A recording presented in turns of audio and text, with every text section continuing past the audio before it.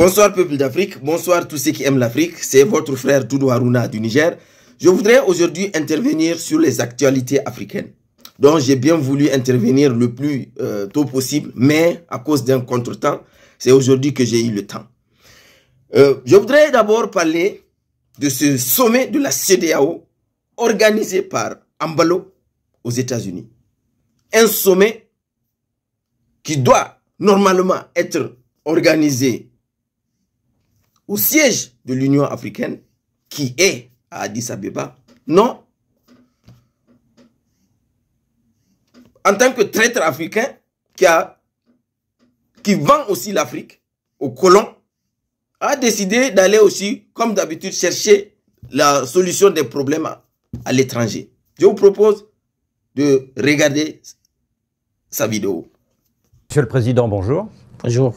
Monsieur le Président, vous avez convoqué ce jeudi, ici à New York, un sommet extraordinaire de la CEDEAO. Pourquoi cette décision? C'est le premier sommet qu'on va faire depuis que j'ai pris la fonction de président d'exercice de conférence de chefs d'État et de gouvernement pour réexaminer la situation de notre sous-région, notamment la situation de la Guinée et celle du Mali. Parce qu'on n'a pas un grand enjeu avec Burkina Faso. Les choses se passent très bien en Burkina Faso, ils respectent les feuilles de route, les calendriers stipulés. Donc, pour cela que j'ai convoqué cette réunion, pour qu'on puisse voir ces deux dossiers en particulier. Mais ils sont Comme d'habitude, il a parlé des problèmes du colon, c'est-à-dire le Mali, la Guinée, qui dérangent le colon. Et c'est pour les assurer qu'il est en train de faire le travail que M. Embalo sache. N'importe où il sort, il va rencontrer les panafricanistes sur son chemin.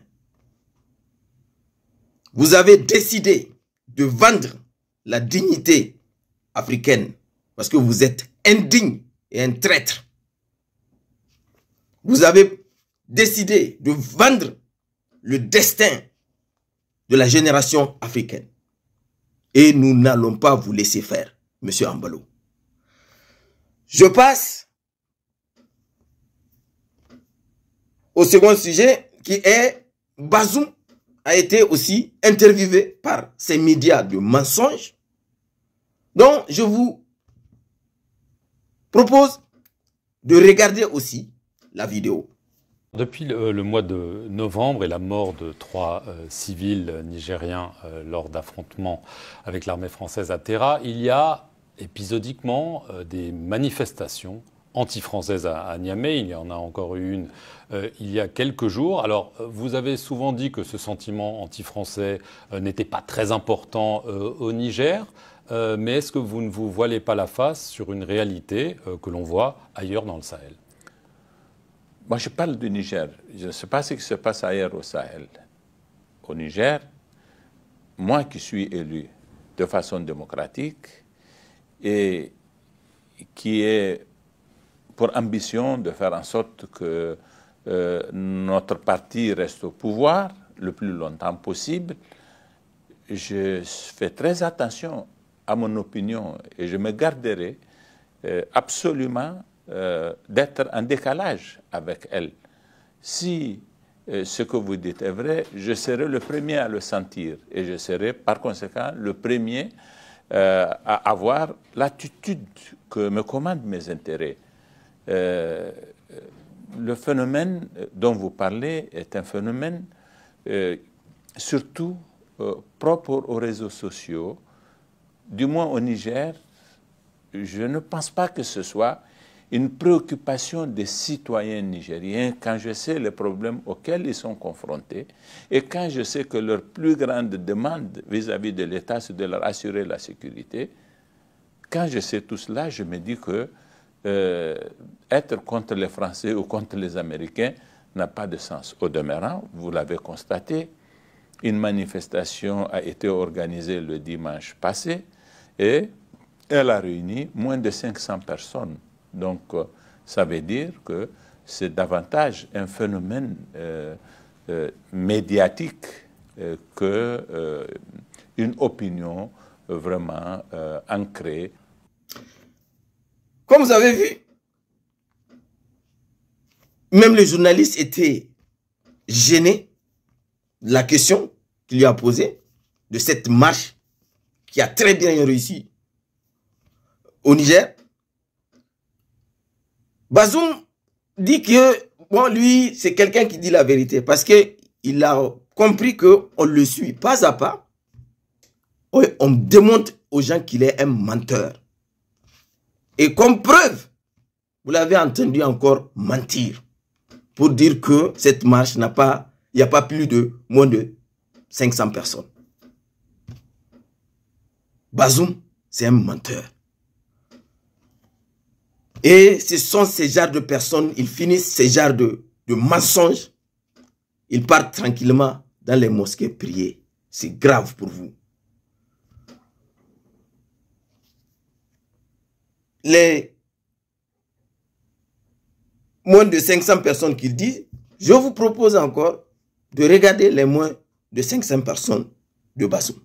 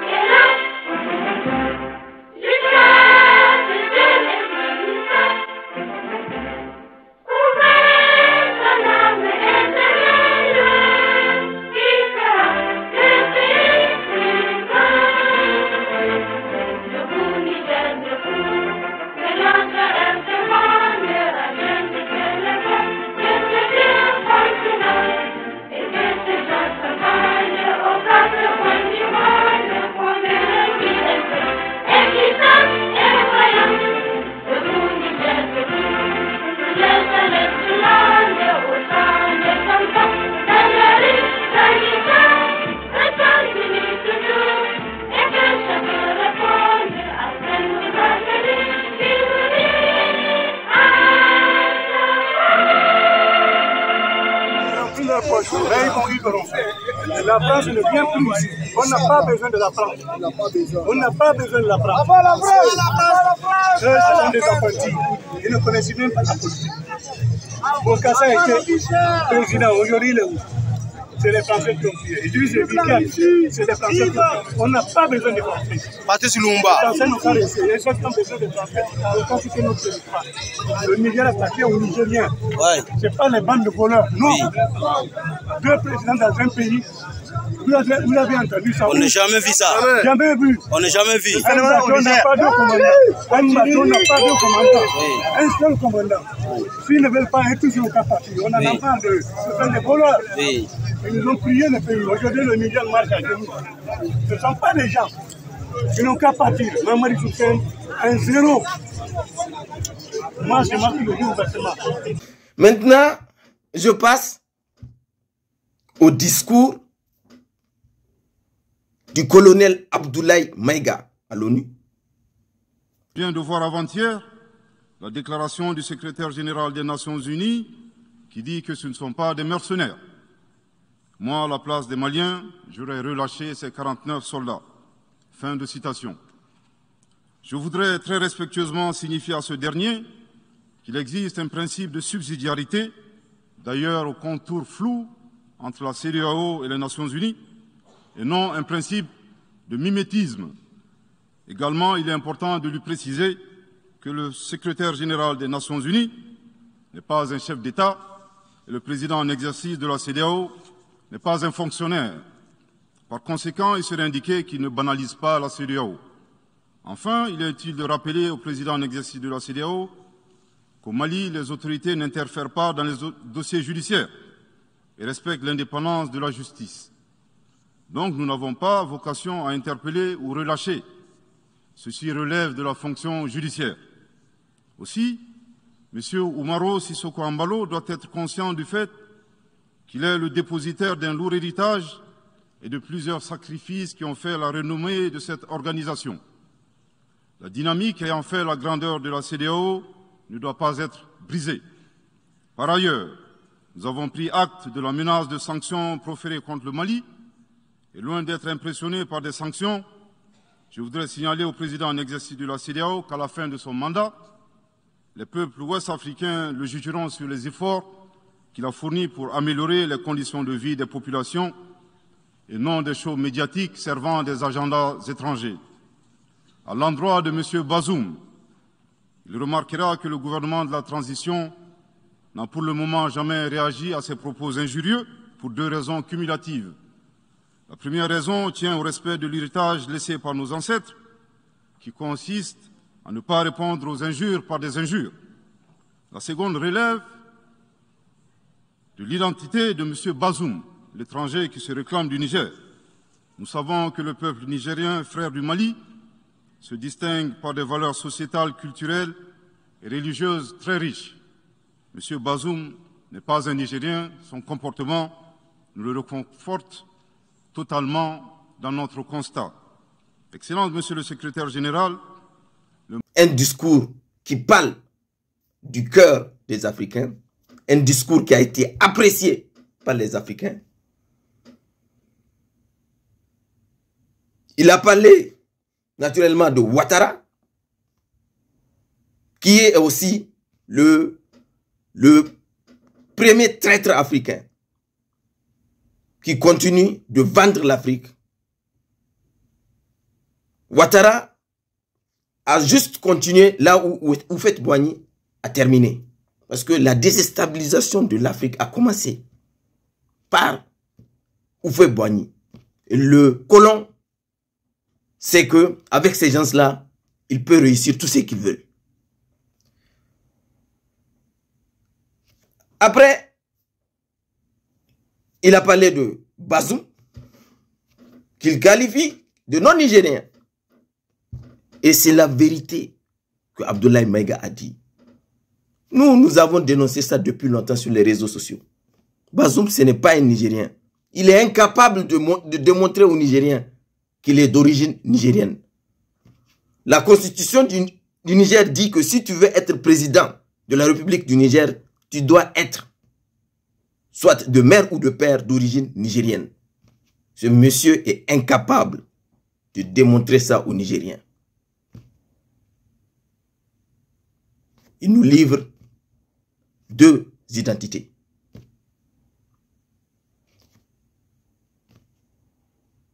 Et nous avons entendu naturellement des politiciens du ventre dire que c'est une insulte aux Nigériens, les propos de Abdoulaye Maïga. Ça, ce sont des gens, les ennemis de l'Afrique. Ce sont des politiciens du ventre qui ont voulu, et les colons, qui ont voulu dresser le peuple nigérien contre le peuple malien. Ça n'a pas marché. Ils ont oublié cette hypocrisie de Bazoum et de Hassoumi Massaoudou. Que chaque fois, la France tend un micro pour que ces gens-là se foutent des autorités maliennes. Les autorités maliennes ont attendu le bon moment pour leur donner leur réponse. Et je peux vous assurer que ça fait un tonnerre au Niger. Oui. Il y a des gens comme Kalla Moutari qui sortent pour dire que ça c'est une insulte à tous les Nigériens. Quelqu'un qui a été ministre de la Défense. Pendant son temps, il y a eu un détournement. Pendant que le pays, le Niger est en guerre des gens ont eu le courage de détourner l'argent destiné à la sécurité des Nigériens. C'est cette personne qui va venir nous parler de patriotisme. Hassoumi Massaoudou qui se permet de prendre un micro à côté du colon pour se foutre du Mali. Il est aussi impliqué dans une affaire de 200 milliards. Vous pensez que ces gens-là sont des patriotes? La lutte que le Mali est en train de faire, c'est une lutte pour toute l'Afrique. Et les Africains sont derrière le Mali.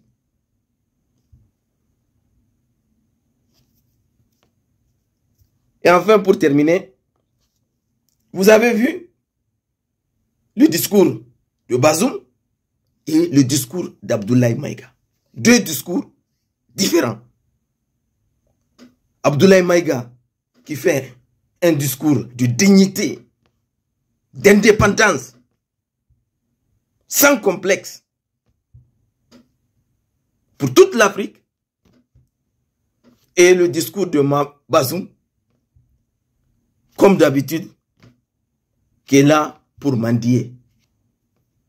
Vous êtes assis sur des ressources que d'autres viennent piller, et chaque fois, on vous tend des micros pour vous foutre des Africains. Vous avez pris le destin de tout un continent. Vous avez vendu le destin d'un continent.